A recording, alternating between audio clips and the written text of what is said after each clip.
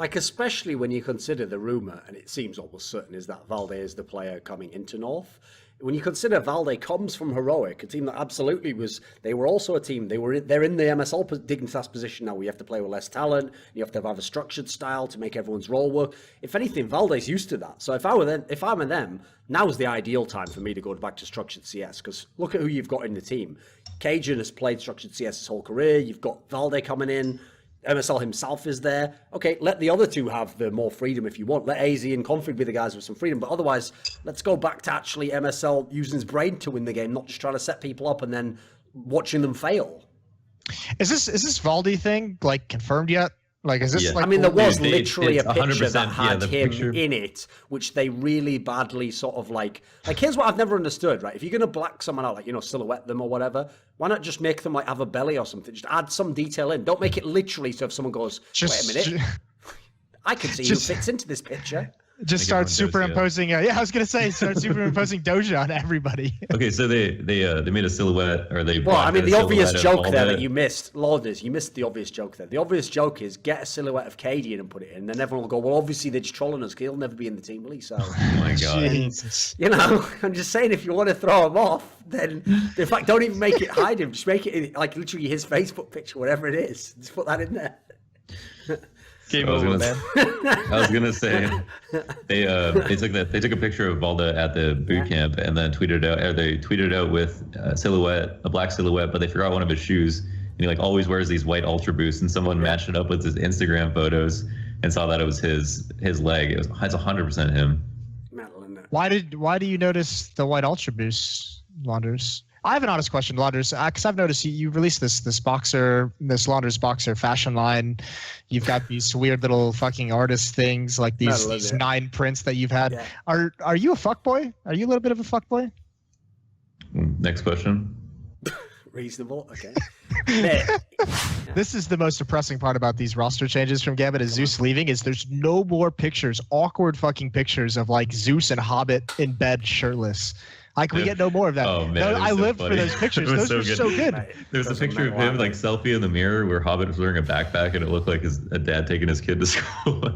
That's like the G-rated. That's like the G-rated version of it. On the other hand, there's pictures of like Zeus and Hobbit, like after a loss, where you just know Zeus is being like, Come with Daddy for a minute. We're going to go to the side. Let's come to the boot camp room, also known as the Devil Hand Ranch. Oh, my God. I believe that's where you were going with that, right? Reasonable. And have a monkey bring you some cotton candy. Tonight, I will play the role of the entry fragger. Anyway, enough of that. Oh, my God. Anyway. Meanwhile, Hobbit just got married. He's a fully grown human. Did he? To who? To who? Yeah.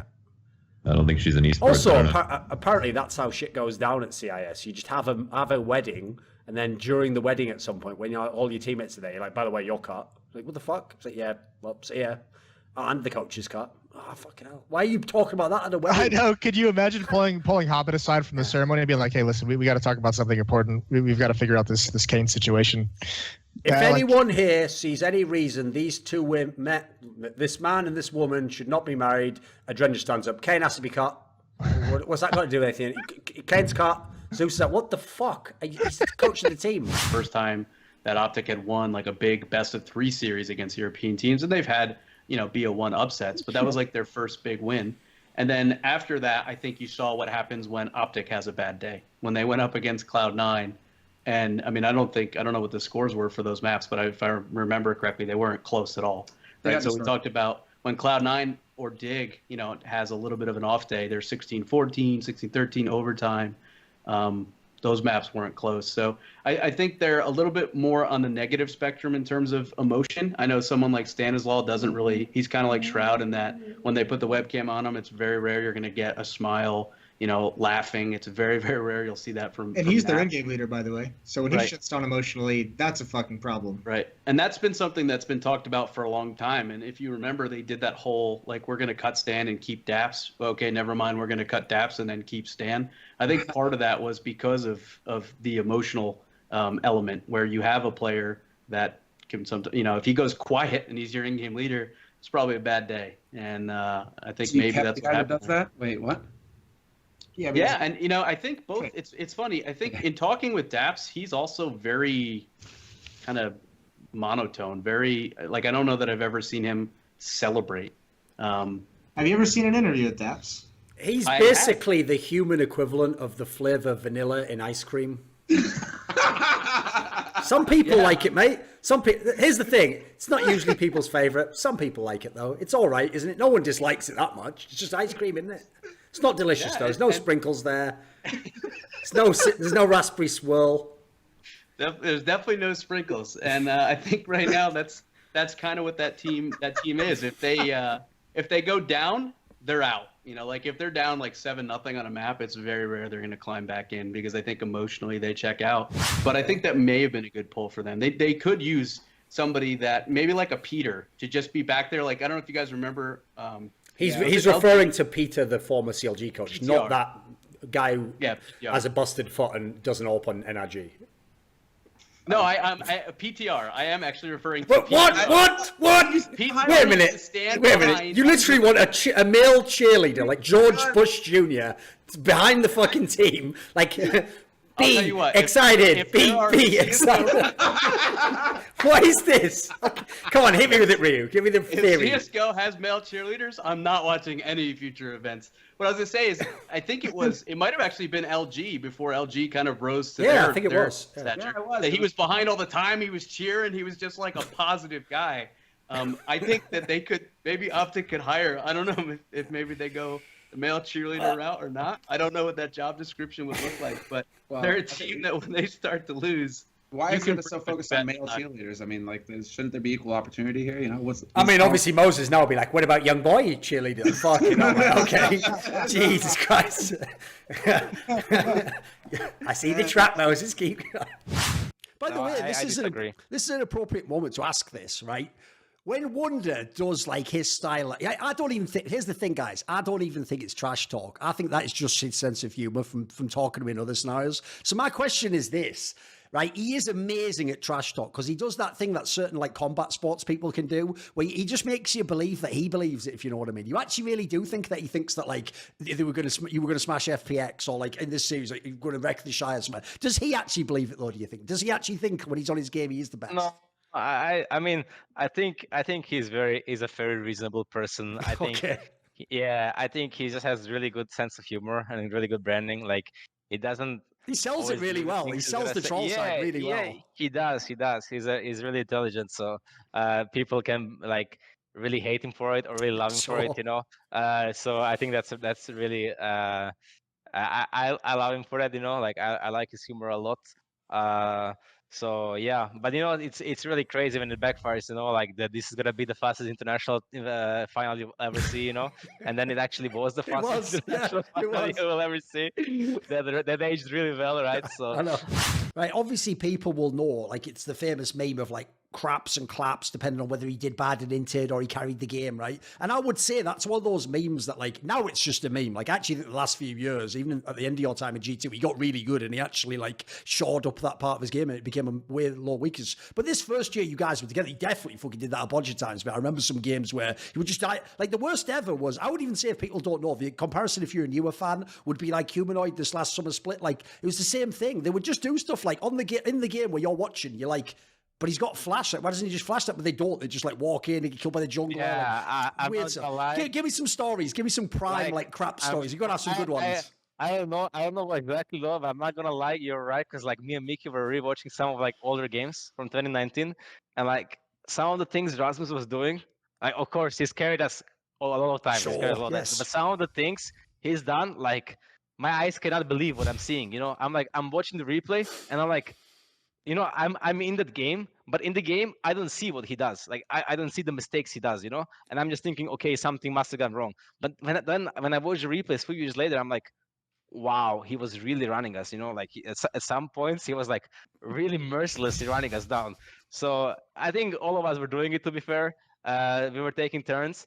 So, but it just, I think he takes the cake in that one as well. Like he's the winner in that one as well. He was definitely like really creative with his wins. Yes. Like there was this one game where he was playing LeBlanc against Fnatic. and he was 10-0. We played LeBlanc Shen. We first time Shen because we saw Speak Up late. Never mind. He was 10-0, and then he just died like 3 or 4 times in a row. And he's like the most fun member. And the game goes like 50 minutes. Elder, Baron, and we win the game in 50 minutes. I'm like, woof, close one, It's okay, then there's one more team we need to talk about, because all the rest are just irrelevant anyway. So the one more team we need to talk about is Afreeca Freaks, because we only touched on them briefly there. So Afreeca, right, LS, give us the fresh take. What do you think about this team? I don't even know what to think about Afreeca. Afreeca is the wild card to me. They really are. They're just the giant wild card. I mean, they picked up Keen, and there was a lot of teams gunning for Keen in the offseason. I know that to be a fact. Obviously SK Telecom was like, we're good. We got our team. We don't need anyone good. What, Teddy? Yeah, how did they not go after Keen, actually? That is, like, bizarre because to me. You have to understand, Emily, right?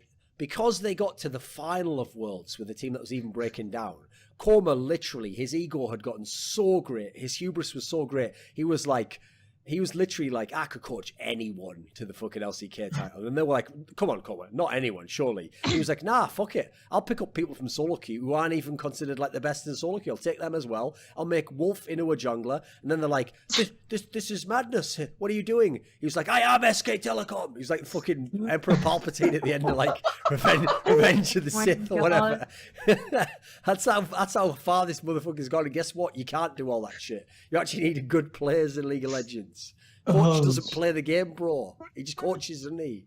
Come on.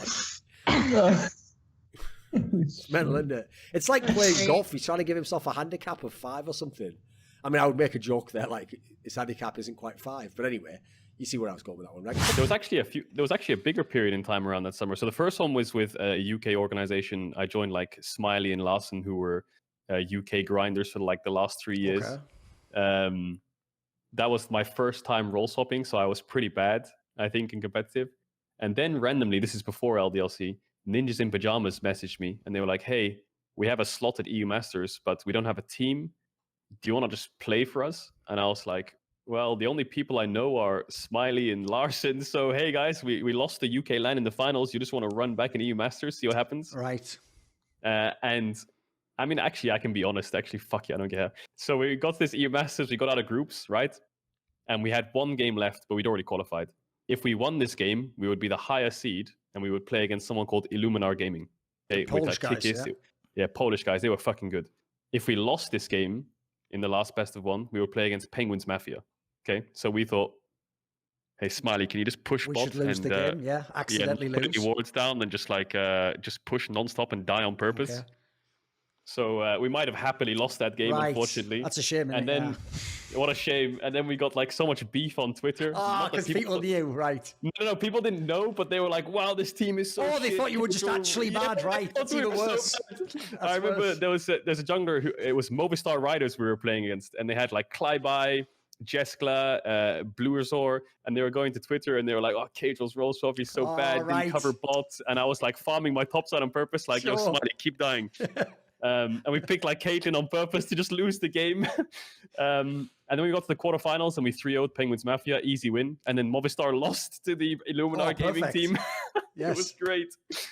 And they're not this is a bit like the Summit story, right? You said it on stream yourself. Summit himself, if you said to him, play this champion here, he'd be like, all he would do is just default to like, but then why doesn't the best Korean top player do it? Like, that was sort of he couldn't get over that hurdle in a way, right? Like, the logic would be, unless they do it, it must be wrong. That was actually, that was a literal quote.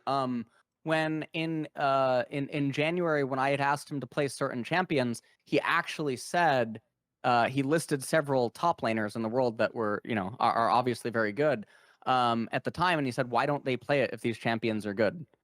And I pulled open my phone, and a lot of people don't know this. In December 2020, December 2020, I had given the T1 coaching staff Graves and Tryndamere, and other champions as well. Graves and Tryndamere, and like other champions, reasons for why they were good. I gave them the Graves runes, the items, etc. I met with the former coaches now, right? I went to the T1 lounge and I met with them, and one of them had a notepad and stuff, and even though I had sent, a text message detailing everything, they still just like talked with me about it, and they like jotted stuff down. T1 never picked Graves or Tryndamere, obviously. And I opened that text message that had the dated timestamp, and I showed to Summit, I gave this to T1 a year before Graves became meta and Tryndamere and all this other stuff. And I just remember asking him, why didn't they play it then? Because we know now that Graves is so broken, right?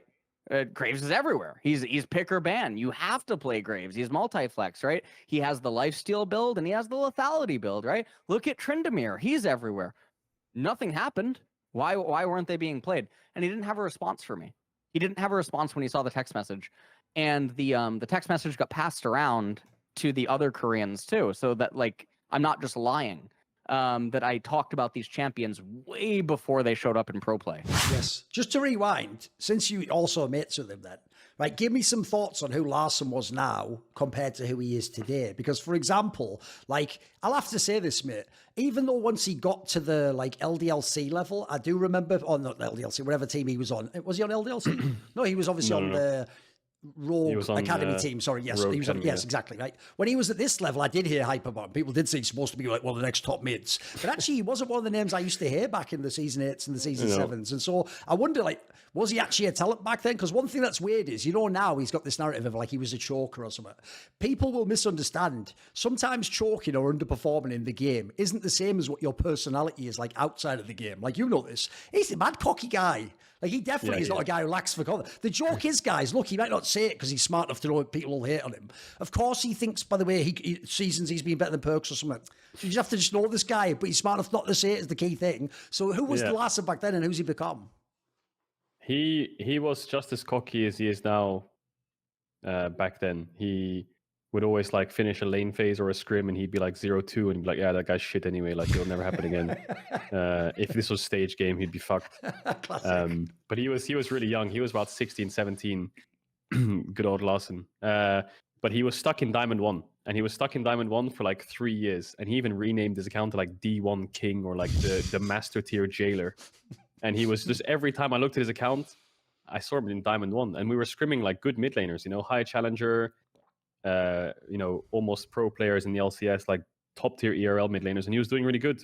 I mean, we even brought him into the HUK in the LCS for a weekend where he played against some top teams, and he was doing well, but he was still in Diamond 1. Oh, yeah?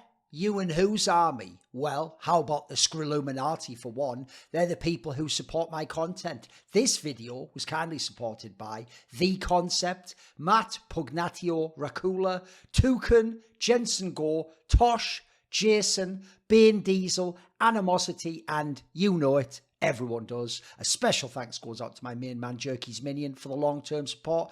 Do you want to ask a question for my AMA videos? Would you like teasers? Find out what upcoming guests I've got?